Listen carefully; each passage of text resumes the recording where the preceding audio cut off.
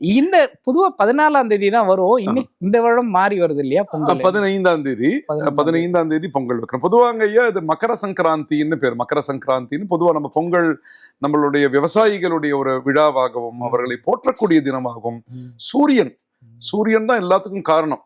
ஆதவன் அவரை நம்ம வழிபடக்கூடிய நாளாகவும் ஒரு உத்தராயண புண்ணிய காலம் அப்படின்றதும் இது மாதிரி பல இதெல்லாம் கலந்ததுதான் இந்த ஒரு பொங்கல். அதனால மங்களம் பொங்குகன்னு தை பிறந்தால் வழி பிறக்கும்னு சொல்லுவாங்க.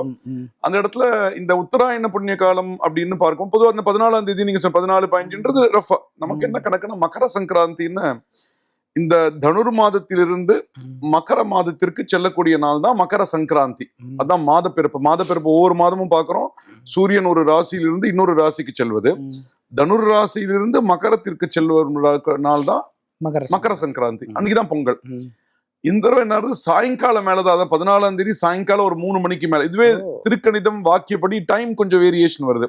திருக்கணிதப்படி ஒரு 3 மணி அரௌண்ட் வச்சுட்டோம்னா வாக்கியப்படி ஒரு 6 மணிக்கு அரௌண்ட் அந்த டைம் தான் மாறுறது.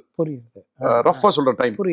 அப்ப என்ன ஆகுது, நமக்கு காத்தால சம்பந்தம் இருக்கணும்ன்றதுனால பொங்கல் திருவிழா 15 ஜனவரி அப்படிங்கிற மாதிரி. தை 1ன்றது என்னைக்குன்னா 15 ஜனவரி 2026. இது நம்ம கொண்டாட வேண்டியது, பொங்கல் கொண்டாட வேண்டிய நாள்.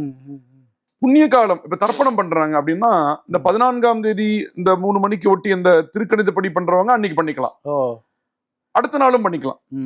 இரண்டுமே நமக்கு இருக்கு. 14ஆம் தேதி பண்றது ஒரு வழக்கம் இருக்கு, 15ஆம் தேதி பண்றவங்க வழக்கம் இருக்கு. அது எப்படி சௌகரியமோ அது பண்ணிக்கலாம்.